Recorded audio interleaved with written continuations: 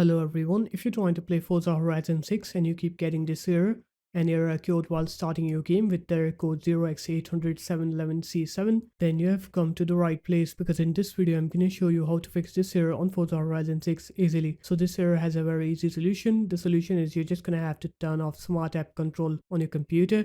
So just open up your Start menu, right here Smart App Control, and now just turn it off. So set it to off.